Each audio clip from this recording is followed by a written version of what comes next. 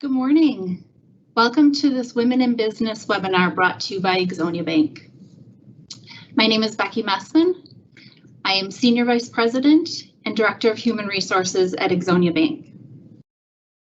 Our Women in Business program is focused on supporting and empowering women in all aspects of the business world. While we continue to deal with COVID-19, we want to make sure we always maintain our focus on providing you with topics and resources that are of value to you. We certainly look forward to returning to in-person events soon. At Exonia Bank, our mission is to provide unmatched value and service to our business and consumer customers within an independent, locally owned bank. We have 7 locations to serve you. Our newest location is located downtown Milwaukee at 611 East Wisconsin Avenue. We have a talented team of professionals and would love the opportunity to discuss your banking needs and financial goals. Our guest speaker for today's webinar is Kris Falkner, President and CEO of Server Products. Server provides portion control and point of use holding equipment for the food service industry. The company was founded in 1949 by Kris's grandfather and is based in Richfield. Kris began her career at Server Products after graduating from college in 1997. In 2009, she became the company's first female president and CEO. Under her leadership, Server has doubled its annual sales, significantly expanded its capacities, and proudly employs over 100 team members from local communities. Kris is the visionary behind Server's strategy to be a progressive and innovative manufacturing company. In December 2019, she was listed as one of the Biz Times Milwaukee's notable women in manufacturing. Working through the recent challenges of COVID-19, Kris helped to quickly navigate the company through uncertainty by providing necessary solutions for Server customers. They joined the cause by manufacturing and selling face shields and plastic guards at cost. Kris was also instrumental in accelerating the launch of the touchless express condiment dispenser, providing restaurant staff and customers a safe, hands-free solution that was the first of its kind in the food service industry. Kris is going to share her journey from starting at Server just out of college to becoming the president and CEO, and some of the lessons learned along the way.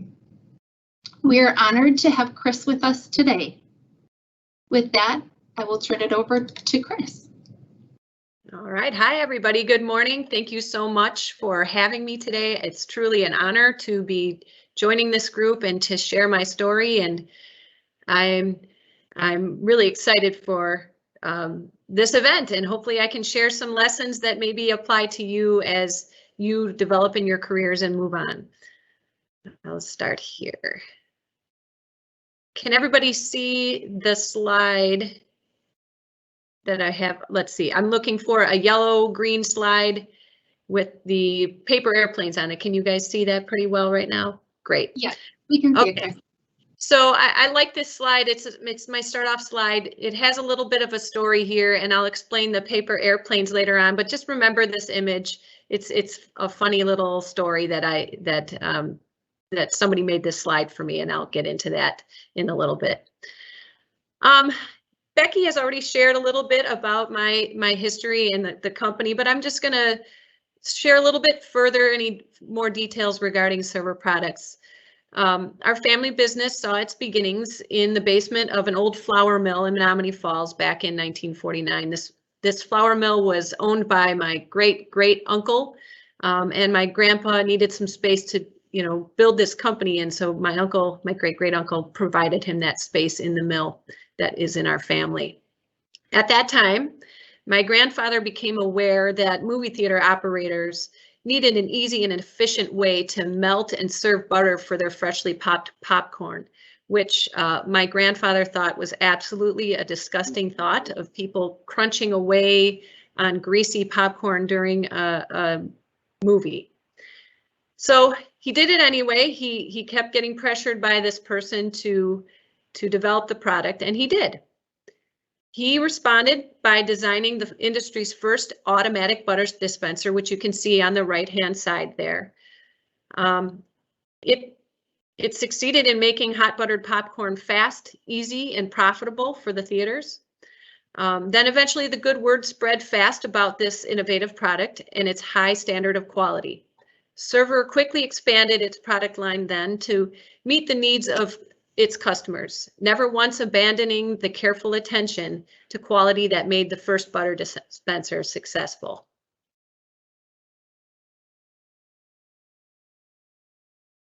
Okay, so after the successful launch of that automatic butter dispenser, my grandpa chose to develop a product specific to his favorite food, hot fudge sundaes. This was something that was just an absolute treat to him, and he wanted a way to help serve that hot fudge in controlled portions on ice cream. So he developed what you see on the left-hand side, a version of that. That's kind of a newer version, but he developed a hot fudge dispenser and moved on to many other products. Some of them I'm showing here. As with any new business, it took some time for the company to stabilize and make a profit. And starting in the 1980s, we enjoyed a number of years of really rapid growth and expansion when the nacho cheese craze took off. Over the years, Server has developed a number of innovative and category-defining products. We have flourished as a small wares manufacturer that creates products for safely serving, dispensing, and merchandising a wide variety of food items. So some of these things are specialty warmers you can see up in that upper left-hand corner. While most other warmers in the small wares categories, you will use a high to low temperature control. Ours uses an actual temperature to protect the food from any kind of scorching that could happen. The conserve well, that's that upper right-hand picture, is an environmentally smart alternative to continuous flow dipper wells. If you go to an ice cream shop and you see where they drop in their ice cream scoops and clean them off, you'll see water constantly flowing. Well, this product helps significantly save water. Also in the middle, we have pouched products. There's high volume dispensing that reduces food waste with the 97% evacuation, and increases food safety by preventing any tampering of the food because it's in that pouch. Also, oops, I scrolled too far, sorry here. Also, we have dry product dispensers that delivers precise portions of dry food sweeteners and seasonings. So as an example here, when you're pouring salt on French fries, sometimes you get your French fries really, really salty, and sometimes they don't have enough salt on them. We have a way of dispensing a precise portion onto those fries so that it's consistent every time. And Server Products is just one of those businesses that I like to say is out there in everyday lives, and many people don't even realize it. So some examples of where we are in that upper left-hand corner picture is an example of our products at a Culver store. You see hot fudge and hot caramel dispensers, and also the jars that have the toppings in them. Then on the right-hand side, here are some of our dispensers at Orange Leaf. Kind of in that middle picture is an example of a ketchup and mustard pump at a food chain in the Philippines, and also Freddy's Custard on that bottom left-hand side. You see some of our products. We really are everywhere. A lot of chains that you would visit to get your fast food or quick service restaurants have our products in there. You just got to kind of look for it. All right, so here's a fun little slide that was put together of some of the, the family. I am third generation operator, manager of this business. And on that left side is a picture of my dad and my grandfather. I think my dad was about 9 years old in that picture, but they were attending a trade show together. And I love that history there, that, you know, we've kind of just been at Grandpa's side all along as he's been building this company. Also, that second picture, I think that is actually my favorite picture. My dad is a bit of a jokester, and so for some picture photo shoot that they were doing, they were both holding these boxes of popcorn, and my dad decided kind of last minute to just pop that box up and have the popcorn shoot out, which obviously made them both laugh, and it was a great shot of them. I love that shot. Then there's a picture of me with my grandpa when we were building the facility that we are in today in Richfield, me crawling around in the dirt and Grandpa kind of watching over me there. And the day that my dad retired, there's a picture of myself and my dad, and the day that I took over as the president of Server Products. You know, back when my dad took over, he made it his mission to get the company financially stable and out of debt. Between my dad and my grandpa, the two of them built a really solid foundation for me to build on when I took the reins. Just a little bit on how I got to be the president. I think I should share that. As Becky mentioned, I went to college. I went to UWM with actually the intention to earn a degree in early childhood education. While I was in college, I had worked at Server in various different positions on a part-time basis. And I really liked working there. So in my sophomore year, which was 1994, I switched majors and earned a bachelor's of business administration with a major in production operations management. I decided Server was going to be my home. During the first 10 years of my full-time employment at Server, I gained a broad span of knowledge with the business. I had worked in counting inventory, assembling products in the machine shop, in the shipping department, in customer service and sales, and I was also the internal ERP systems integrator. That ERP implementation experience really helped me to truly understand the business processes we had in place and how they all interconnected. My time in customer service provided me a deeper understanding of our customers and how critical it is to have working equipment. I really enjoyed helping our customers to troubleshoot and to solve problems that might have come up. I didn't really enjoy the customers who said they preferred to talk to a man, or that cussed me out when I called them about their past due invoices. My time on the shop floor taught me that the employees took pride in their work and were really sincere in their desire to help the company succeed. From this group of employees on the shop floor, I learned the value of hard work and a positive attitude because it was reinforced regularly with me. I got to work side by side with the woman who assembled all of our pumps at the time, and she gave me the job of assembling a little piece that had a wire on there, and she said, you have to do, I forget how many 500 today. And by the time I had hit piece number 75, my entire thumb was covered in a blister. And I looked at her and I said, Mary, I can't do anymore. My thumb's a whole blister. She said, use your other hand. And I said, oh. So I tried to use my other hand, not very successfully. So I went back to her. I said, Mary, I can't do anymore. And she said, here, put some tape on it. You need to keep going. You need to get 500 done. So she pushed me hard, and she'd laugh at it, but she was a great person to work side by side with. She really taught me a lot about hard work and just a bundle of positive energy that I enjoyed working with. In 2007, my dad decided he would retire from his position as the president, and he had about a 2-year window before he would decide to actually retire. So we decided to use MRA to help us with the succession planning process and the successor selection. The executive leadership identified 16 key competencies or skills that they considered crucial to the role of president. After that, we did a 360 evaluation of each of the candidates based on those competencies. This process made it clear that what I was made of was going to work, but I still had a lot to develop within myself. Some of my strongest skills or areas of competency were approachability, delegation, ethics and integrity, leadership, perseverance and being results oriented. I naturally, within myself, came into my role with a recognition that all people have value and worth, and that we should be united in our differences. I have an open mind and I seek others' opinions. I don't see people in a hierarchy. I like the collaborative nature of people working together and not a hierarchy. I have a natural desire to challenge the status quo. I really had a disdain for hypocrisy, still do. An ability to cut through and see the plainness of things, and also a genuineness, openness, and humility that just comes naturally with me. But I also had things to work on. Some of my weaker areas and some that I'm still working on today are, conflict management was a weaker area when I started off. Strategic skills, having that strategic vision, and of course, having that 10-year or longer vision for where I wanted the company to go. That was weaker when I started off. One second.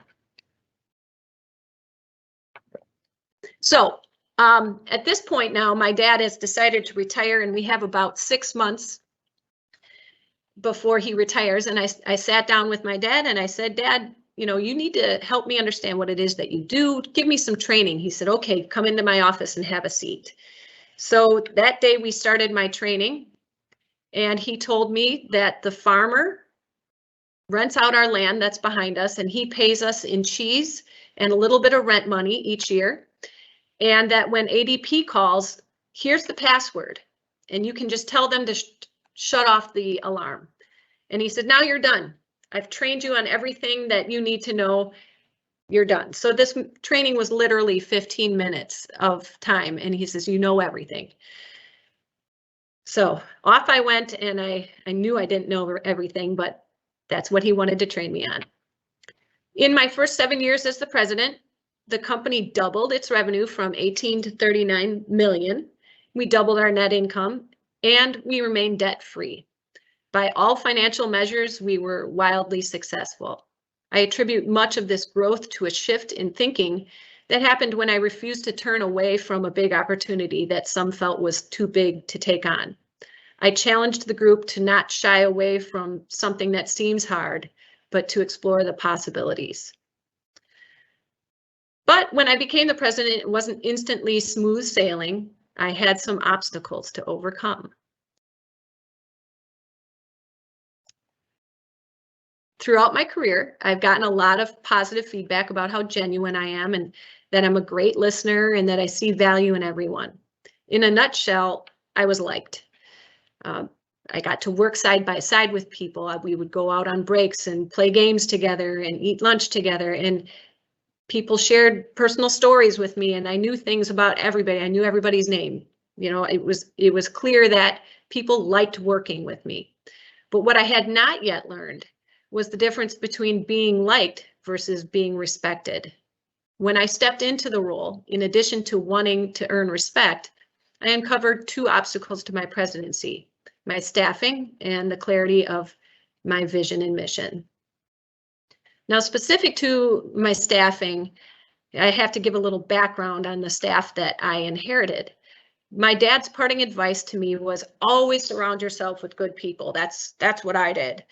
And his staff, who were my bosses, now are reporting to me.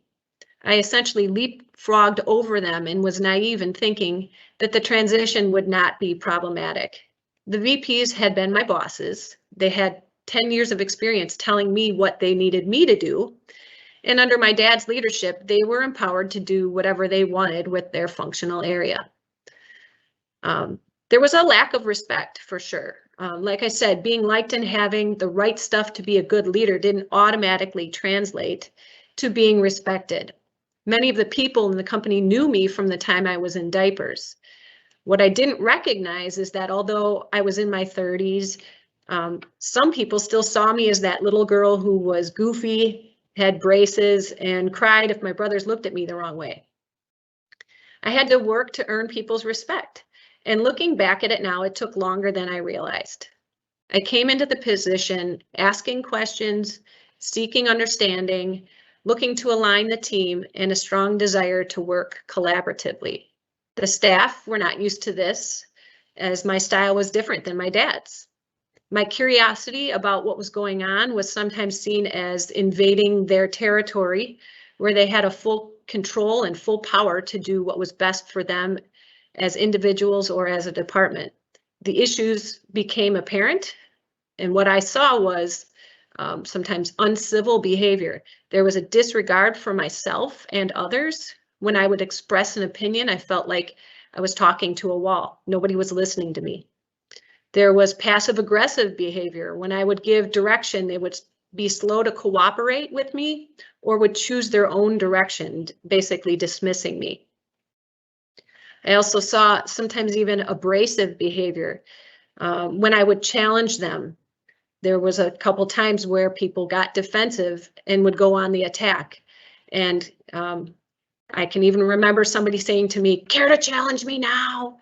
after a discussion. So you could tell there was a lack of respect that wasn't there.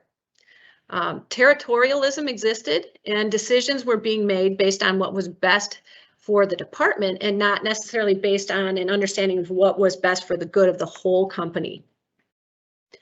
Also, regarding my staffing, they didn't really know the concept of what we call here protecting the chair. It became clear that the leadership weren't working as a part of a team, and some didn't understand that how well they supported the boss's objectives ultimately reflects on them. I wasn't being fully supported by my leaders. In many of my sessions with my mentor, I found myself sharing frustrations that related to my leaders' behavior or my leaders having different agendas and not fully disclosing what was going on. For example, not letting me know that a patent was expiring. I remember saying, if I didn't know that was happening, what else am I missing? And I shouldn't have to worry about what I'm missing. My leaders were not always supporting me with the information, behaviors, and discipline that would enable me to make the best decisions for the company and for our employees for the near and long term. I have some examples, stories I could share about, the amount of information I asked for a sales forecast, and that forecast came back to me in a 35-page document that was unsummarized and disorganized, to say the least. So it was a lot of data that I had to mull through to try to understand what was coming at me. So that's just an example of, not the appropriate information for me as a leader that I needed. And I have to be honest, as part of my staffing issue, I was part of my own problem too. I put it all on me. And for some time, if my team didn't achieve what we set out to do, or if they failed in some way, I found myself taking personal responsibility for their failures. I'd tell myself, well, it's my fault. I must not have been clear enough. Maybe I need to sell them on my idea differently. I'd coach people over and over and over, and I'd look for ways that I can play the game so that I win. I figured if I coached them long enough and well enough, they would perform. I struggled with knowing when I had done enough. I blamed myself for the problems that would come up, and I had an ability to forgive others very quickly and an inability to forgive myself, which was really self-destructive behavior. So I was part of my own problem. And secondarily, the other part that was an obstacle to my presidency is the clarity of vision and mission. The company had, at the time when I took over, no published mission or vision statement. There was no definition for our company's path forward. Each business unit acted in silos, setting their own missions and behavioral expectations. Most people had a great understanding of the products and services we offered, but little understanding of the framework that drives our team. There was no mission or vision that I could align us to. I had to develop one in order to drive employee engagement and align us toward achieving success. In order to overcome these obstacles, I had to become a leader before others could view me as one. So some of those key things I did is I found my person. That's what I call it. Find your person. No matter where you are in your personal life or your career, I find you always should have a person you can turn to. That person, or maybe it's people, should be someone who you can share, who can share their experiences with you, provide you guidance, emotional support, and be a role model to you. You can't do or know it all. No one person is expected to know everything. And interdependence is wiser than independence. Much of what I learned and the things I share with you today come from a small number of crucial people in my life. My mentor, a trusted friend, my COO, and fellow CEOs. They taught me to stop accepting whatever comes my way and set personal boundaries for myself. I thought that if things happened that hurt me or frustrated me, it was okay. It's my job to suck it up and just take it. And they taught me to not accept that. It's not okay. They helped me to understand what's inside of me and what my personal obstacles are and what other possibilities might exist. They provide clarity when I am overcome with emotion. They encourage me to take on challenges, which showed me that I'm stronger and more capable than I realized. And just when you have a strong support system, it is easier to find courage, take risks, and make tough decisions. Regarding the clarity on my vision, it was my mentor who spent many months working with me to develop and communicate the mission and vision. She has this great ability to sit and listen to me ramble and turn my words into concise reflections of what my vision was. We launched a new vision and mission in 2011. With her help, my vision came to life. I also learned to shorten my rope. This is very important. I had to learn when to stop giving more chances to people than they deserve and hold them accountable for the expectation. I kept taking personal ownership of the changes I needed from others and extended people way too many chances. I did not realize that my pattern of giving people chances taught those people to ignore my expectations because they knew I would just accept their excuses and give them another chance. And it put a lot of undue stress on me. Eventually, I learned that they need to take ownership for their development. And now I put a limit on how many chances I extend to people.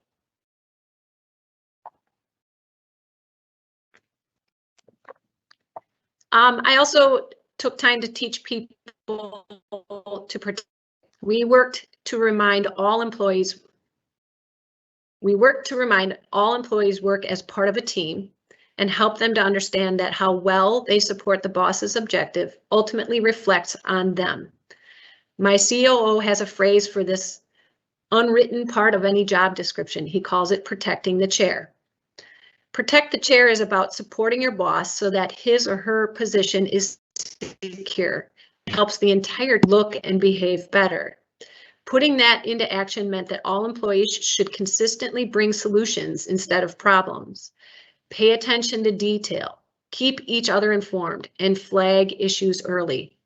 Be civil, professional, meet deadlines, be constructive in providing feedback, and don't wait to be asked. I also had to let people go. One of the phrases that my mentor shared with me, I love this one, is one good apple doesn't improve the whole bunch. So with that being said, you have to proactively look for the holes in your support. There very well may be people who are dragging you down. Work to develop your people, but know when you've done enough. In the words of Jim Collins, if you can't change your people, change your people. You have to fire them sometimes. Letting people go shows a measure of business leadership. Sometimes letting people go is the best thing for the company. When you do what is right for the company, if the person isn't a fit anymore, you're actually doing what's best for that person too.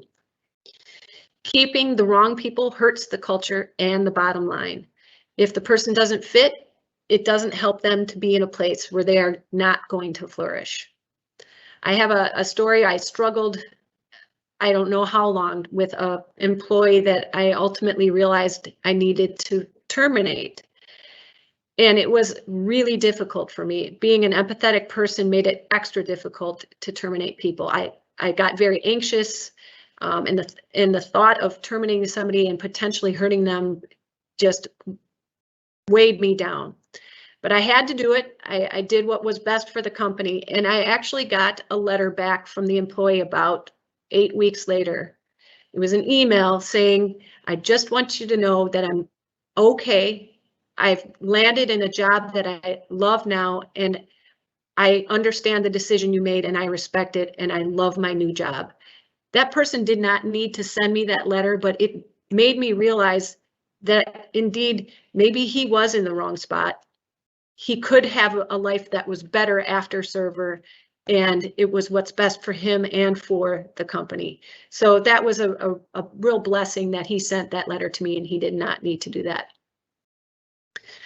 To help me whenever I have to do this and to have courage, I have to remind myself of the fact that I am responsible for the greater good of the business. And to this day, I still tell myself the following whenever I need courage. Whatever it is I'm doing this for the company, and I'm not doing this to the employee. Sometimes the good is the impediment of the best. So we have to keep that in mind. Being a leader is hard enough. You don't need people on your team that don't support you 100% or who resist you or don't agree with where you want to go. Make sure you are working with people that bring out the best in you and the company.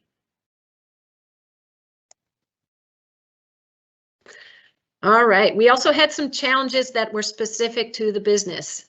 In my first bullet point, financial success. Yes, it's a real problem. It actually presented a number of challenges within our business. Success at Server just sort of happened for the last 30 years. There was no planning for it, no intentionality around our growth. We mostly just reacted to whatever opportunities came our way. And if you remember that first slide with the paper airplanes, I have a saying about this. It was as though our salespeople were sitting in an office with airplanes flying around them, and these orders, these paper orders, would just land on our laps. And we're like, yay, here's these orders.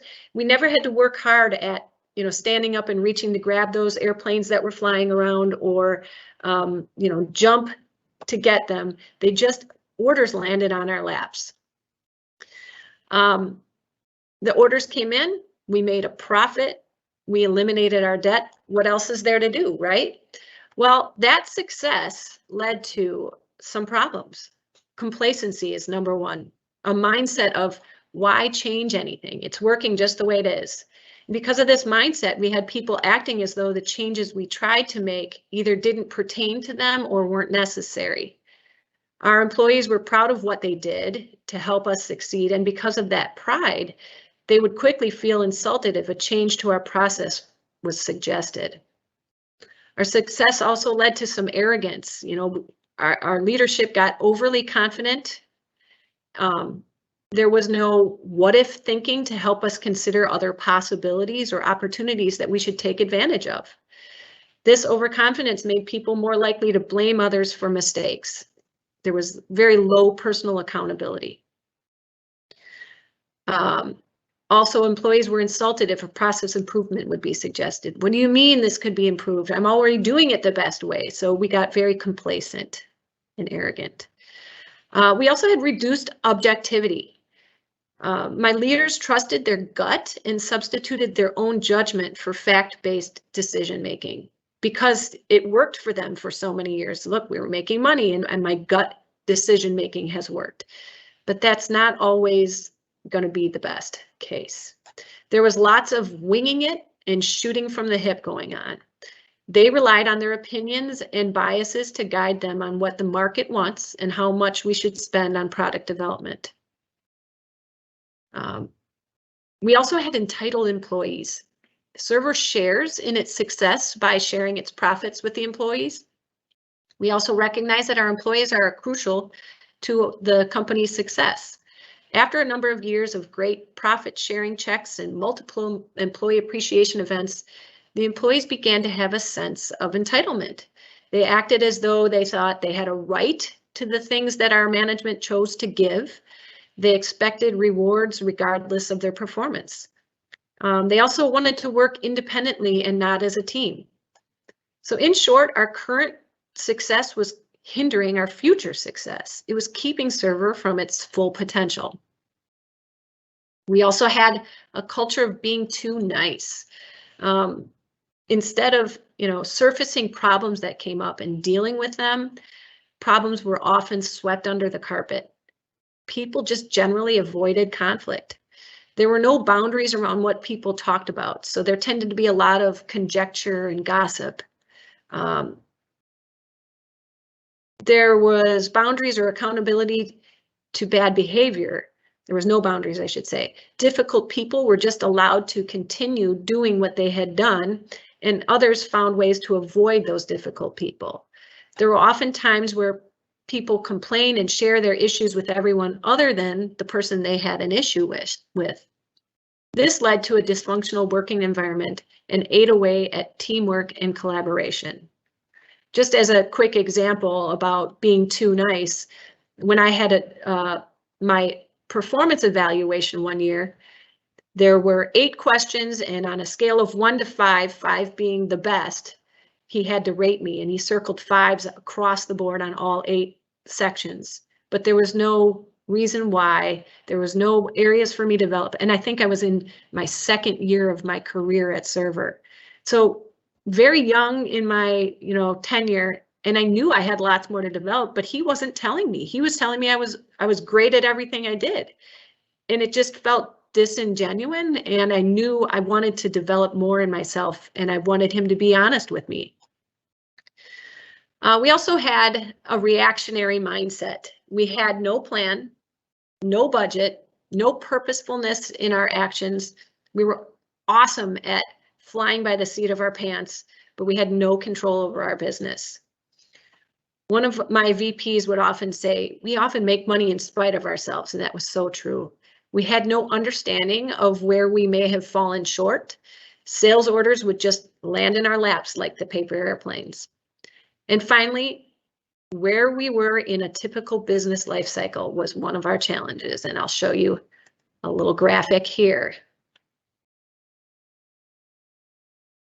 We were in that maturity stage. That's why that star is there. So this is just a graphic of, your typical life cycles and how your sales revenue, these are sales revenue lines. In your startup year, you might have a slower revenue growth, and then it takes off really fast in that growth stage, right?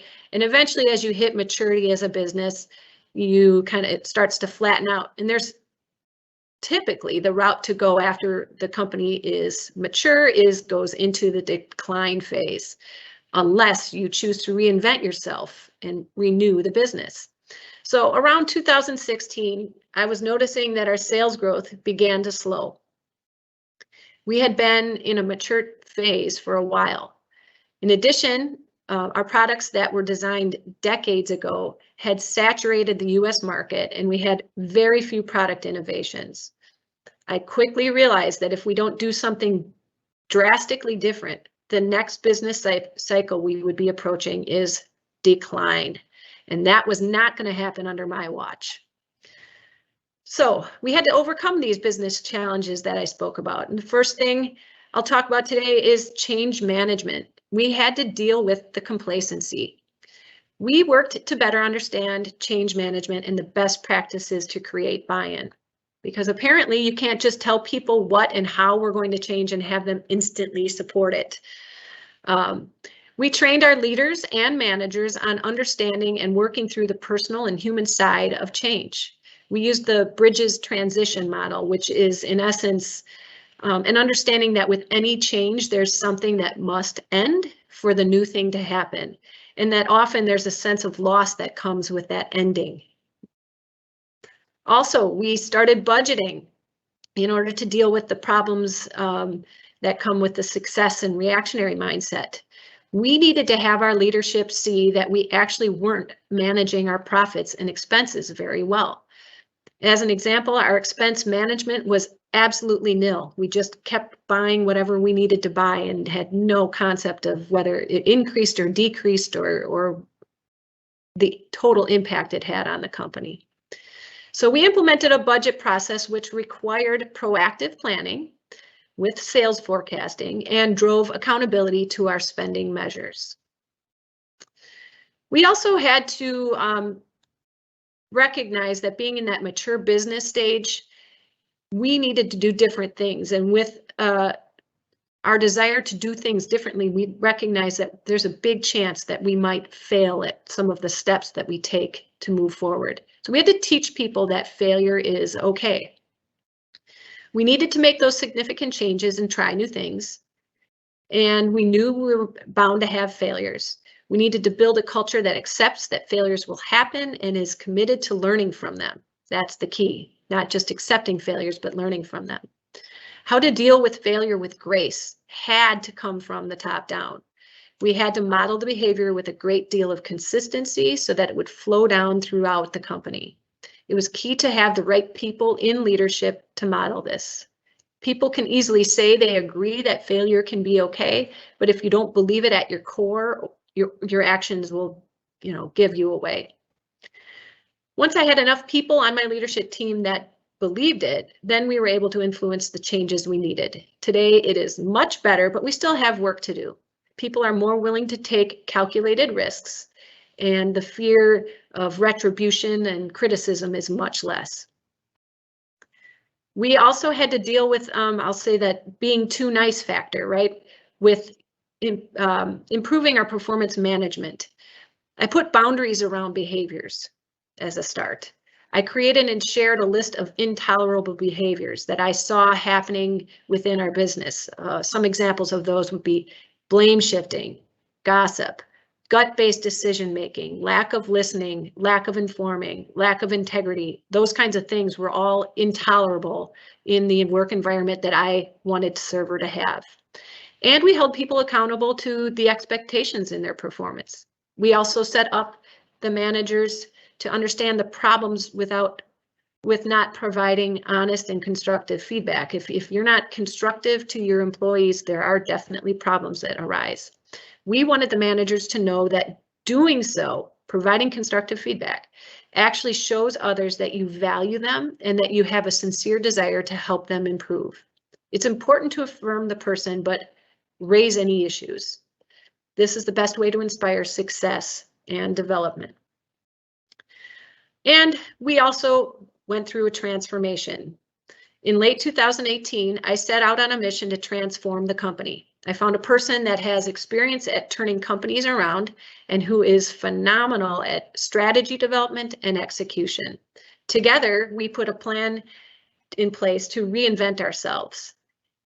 We invested in new technologies and emerging markets. We are currently working to reposition ourselves in the food service industry and refresh growth in the marketplace.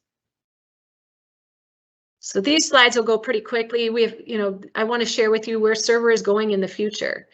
My grandfather's era was focused on launching business, managing the cash flow, and building the initial client relationships. During my dad's era, we continued to build on what my grandfather worked on and also chose to focus on achieving financial stability, eliminating debt, and formalizing our processes. What they did and what they built was vitally important and provided me with a great starting point. But I knew that what got us there or got us here won't get us there.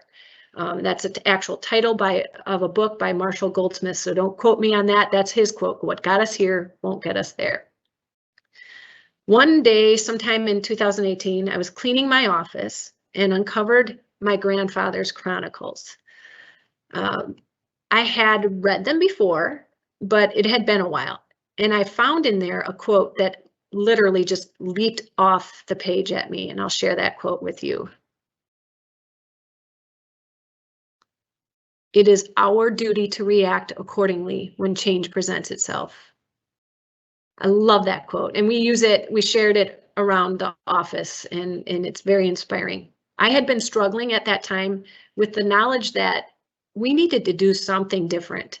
And I also worried that if Grandpa were here today, what would he think about the changes I was considering?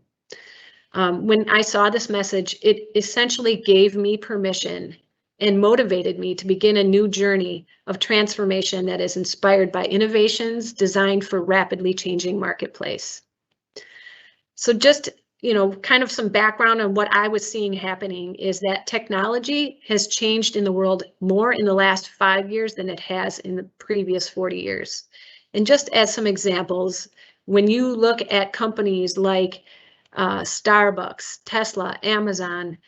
They're dominating the marketplace because of the future forward focus that they have, and they're innovators at their core.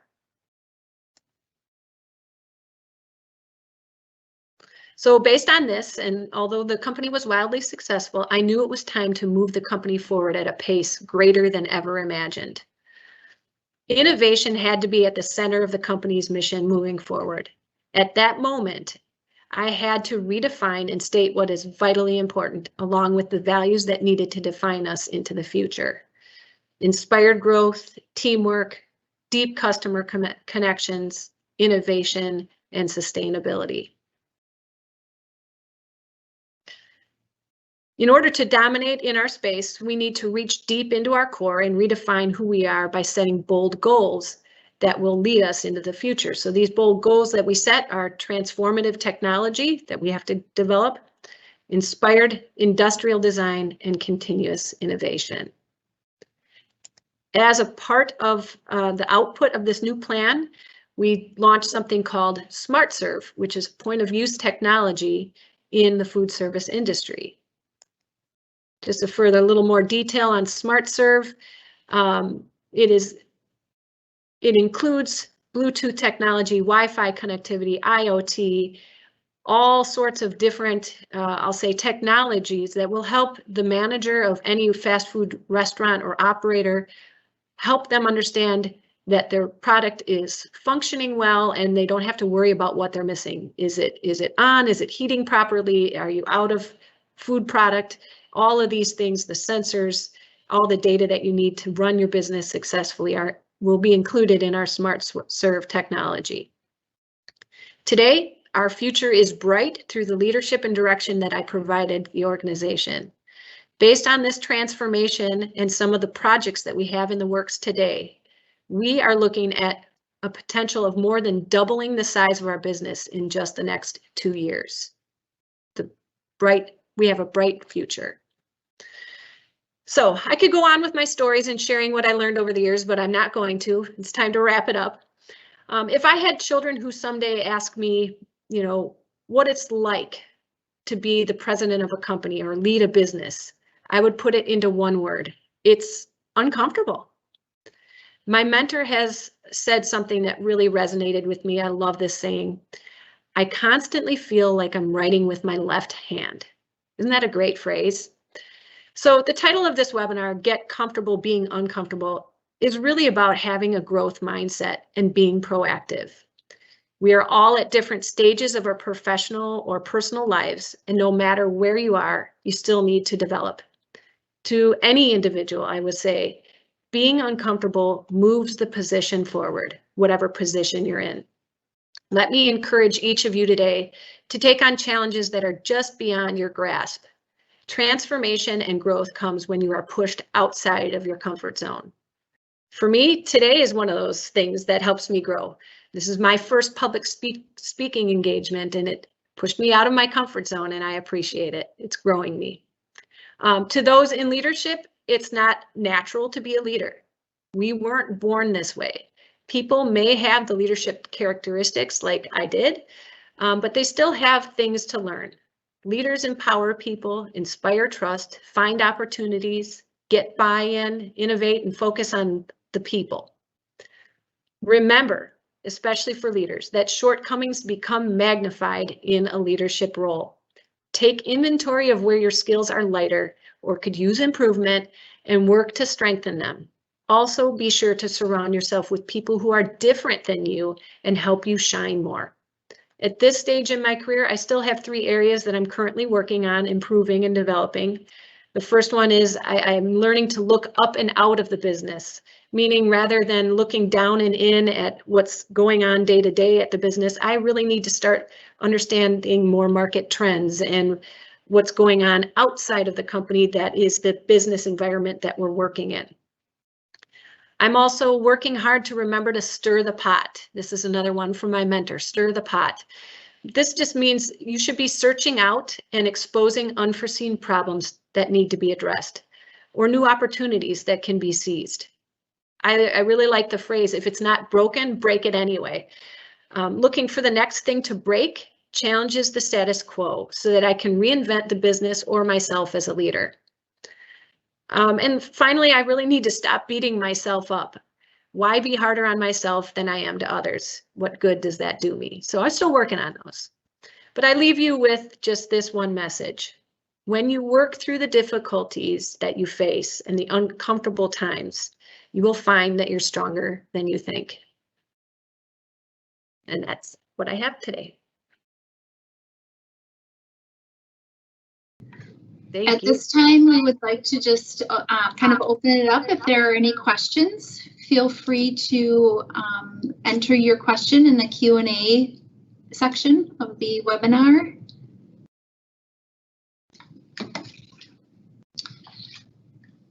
I will just start with the first question, Kris, for you.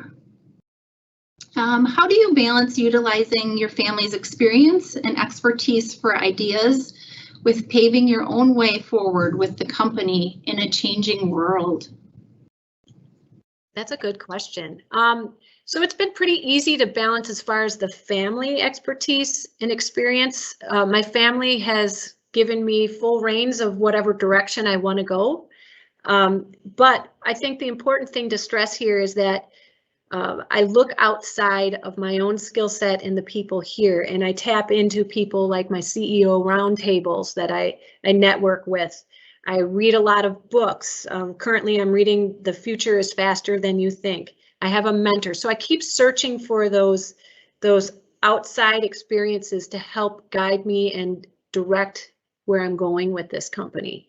While it might not be coming from my family as much, I do seek it out all over the place, anywhere I can get it. Thank you. Just kind of to segue off of that, kind of a related question.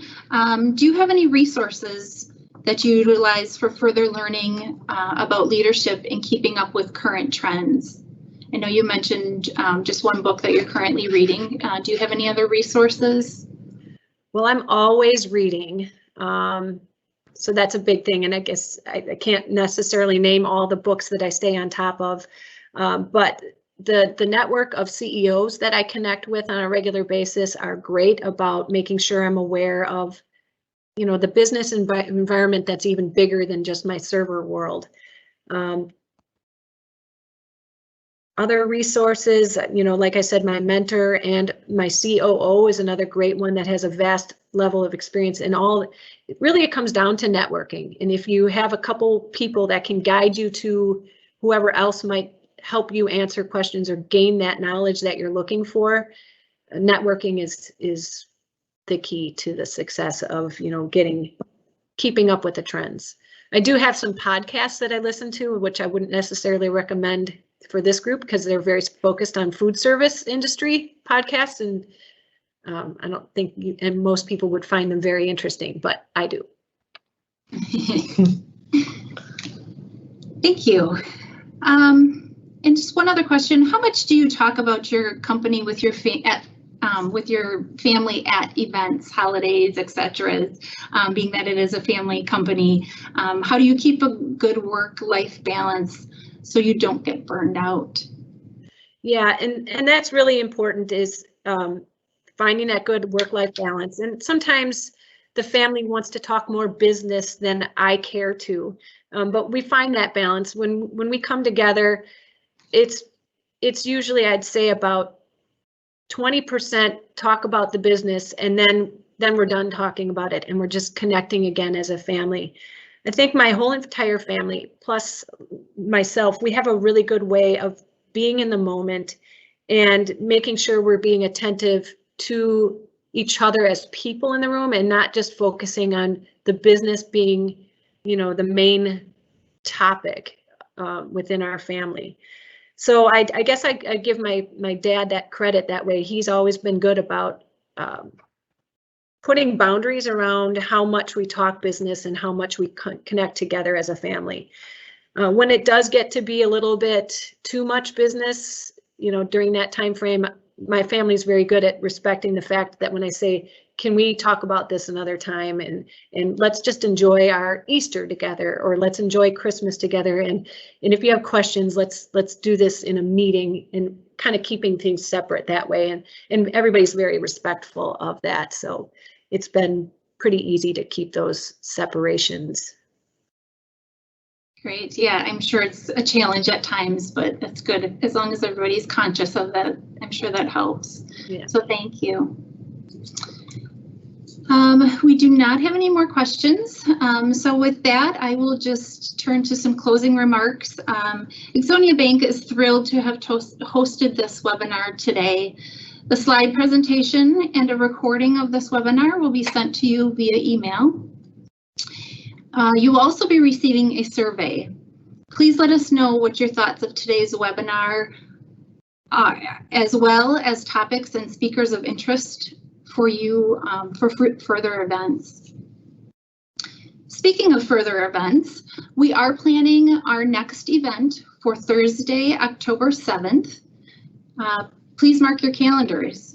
We are planning an in-person luncheon on that date. As a participant of today's webinar, you will be automatically receiving an invitation to that event. I hope to be able to meet many of you at that event. A special thank you to Kris for taking the time out of her busy schedule today and joining us and sharing her story. That many of the situations you spoke about were very relatable to me, so thank you for sharing that with us. And to you, the audience, for joining us today. Thank you so much for having me. I enjoyed it. Great, thank you. Enjoy the rest of your day.